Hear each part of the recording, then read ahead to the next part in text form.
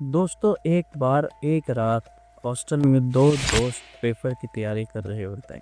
एक बार ऐसा होता है कि उनमें से एक लड़का चाय पीने के लिए रात को 1 बजे जाता है और वो दोस्त दूसरा इंतज़ार कर रहा होता है और वो थक जाता है, सो जाता है। उसका दोस्त नहीं आता रात वापस। जैसे ही सुबह होती है वो अपने दोस्त को तलाश करता है। उसका दोस्त तो हॉस्टल में मौजूद ही नहीं।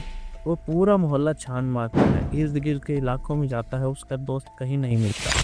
उसका दोस्त मौजूद होता है सड़क के एक किनारे, जो खुद से बातें कर रहा हो। दूसरा दोस्त परेशान कि इसके साथ ऐसा हुआ क्या। ये कहानी है दो दोस्तों की जो एक हॉस्टल में पेपर की तैयारी कर रहे थे। इसके पीछे की कहानी जानने के लिए वीडियो को आखिर तक देखें, क्योंकि कुछ कहानियाँ ऐसी होती हैं जिनको महसूस किया जाता है। और ऐसी ही मिस्टीरियस और हंटेड वीडियो को देखने के लिए मेरे चैनल को सब्सक्राइब करें, शेयर करें और कमेंट ज़रूर करें। दोस्तों, ये कहानी है दो दोस्तों की। दोनों दोस्त पेपर की तैयारी करने के लिए हॉस्टल में मौजूद होते हैं। दोनों दोस्तों की आदत होती है रात को 1 बजे चाय पीने की, ताकि बकिया रात सुकून से पढ़ाई कर सके। हर रोज़ की रूटीन की तरह इस बार भी वो चाय पीने के लिए गए, लेकिन इस बार उन्होंने रास्ता तब्दील कर लिया। एक ऐसा रास्ता जो उनको पता नहीं था कि उनको किस जानिब लेकर जा रहा है। उस रास्ते के दरमियान में एक पार्क आता था। दोस्तों, जैसे ही वो पार्क के करीब से गुजरने लगे, एक दरख्त के साथ एक खूबसूरत लड़की थी। वो लड़की इतनी खूबसूरत थी कि हसन उसकी तरफ खींचा चला गया। दूसरा दोस्त ने उसको समझाने की कोशिश की, मगर हसन की समझ में कुछ ना आया। दोस्तों, हसन उस लड़की के पास गया और उससे बातें करने लगा। दूसरा दोस्त को ये देखकर बहुत हैरानी हुई कि इतनी रात को ये लड़की यहाँ अकेली क्या कर रही है। मगर हसन ने दूसरे दोस्त की बात ना सुनी। हसन ने लड़की का नंबर मांगा, मगर लड़की ने कहा मेरे पास मोबाइल नहीं। और लड़की ने कहा मैं हर रोज़ तुम्हारे यहाँ इंतज़ार करूँ। और दोनों दोस्त उसके बाद चाय पीने के लिए चले गए। और चाय पीने के बाद जैसे ही हॉस्टल में वापस आए, तारिक ने हसन को समझाने की कोशिश की कि इतनी रात को कोई लड़की क्यों तुम्हारा इंतज़ार करे। मगर उस वक्त तक हसन के ऊपर उस लड़की का भूत सवार हो गया था। वो लड़की थी या कुछ और, लेकिन हसन जब से उससे मिला था वो अपने होश में मौजूद नहीं, अपनी स्टडी पर फोकस नहीं कर रहा था। तारिक भी अपने दोस्त के इस बिहेव से बहुत परेशान था कि आखिर ऐसा क्या हुआ, उस लड़की में ऐसा क्या जादू था। दोस्तों, अक्सर ऐसा होता है कि हमारे साथ भी वाक़यात ऐसे होते हैं, लेकिन ऐसी चीज़ों को इग्नोर करना बेहतर होता है। लेकिन हसन के साथ ऐसा नहीं था, क्योंकि हसन थोड़ा शरारती था, इसलिए वो इस लड़की के बहकावे में आ गया। तारिक का कहना था कि हसन से अगली रात का इंतज़ार नहीं हो रहा था। ऐसे ही रात के 1 बजे दोनों दोस्त रोज़मर्रा की रूटीन की तरह चाय पीने के लिए गए। जैसे ही वो उस पार्क के पास पहुंचे, वो लड़की वहां पर खड़ी उनका इंतज़ार कर रही।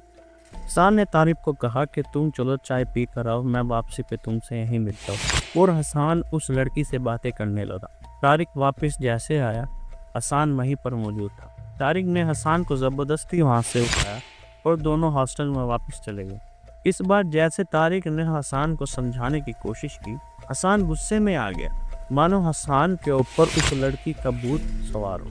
कुछ भी नज़र नहीं आ रहा था सिवाय उस लड़की के। जैसे कोई पागल हो जाता है बंदा किसी के पीछे। हसन ने सब कुछ छोड़ दिया था। वो स्टडी नहीं कर पा रहा, अपने होश में नहीं था। बस उसको इंतज़ार थी तो अगले दिन की कैसे उस लड़की से दोबारा मिले जाकर।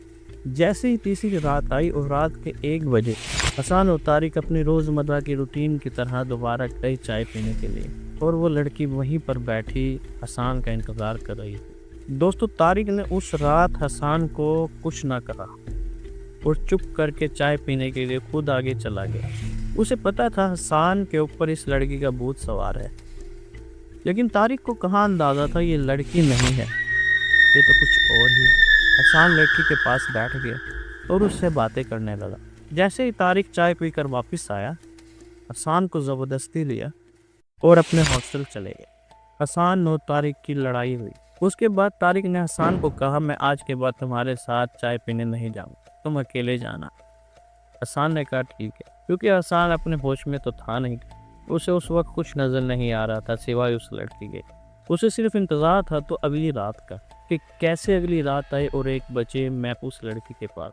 دوستو یہ تیسری رات، جیسے ہی رات کے 1 بجے اس بار حسان اکیلا گیا چائے پینے کے لیے۔ حسان جیسے ہی وہاں پر پہنچا اور اس لڑکی نے دیکھا کہ آج حسان اکیلا آیا ہے۔ حسان اس لڑکی کے ساتھ پارک میں گیا تو ضرور، لیکن وہاں سے واپس نہ آیا۔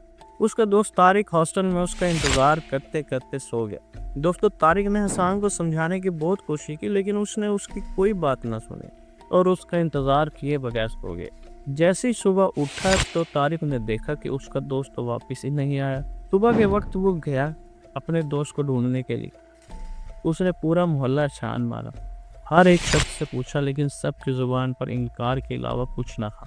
جیسے ہی وہ اس بار کے پاس پہنچا تو سڑک کے کنارے اس کا دوست بیٹھا خود سے باتیں کر رہا، جیسے کوئی پاگل بیٹھا ہو۔ آخر اس کے ساتھ ایسا ہوا کیا تھا؟ طارق اپنے دوست کی یہ حالت دیکھ کر بہت پریشان ہوا۔ طارق نے اپنے دوست کو اٹھایا اور ہسپتال لے گیا۔ اسے ہسپتال چھوڑ کر پارک کے پاس آیا اور وہاں کے بزرگوں کو اپنے دوست کا واقعہ بتایا۔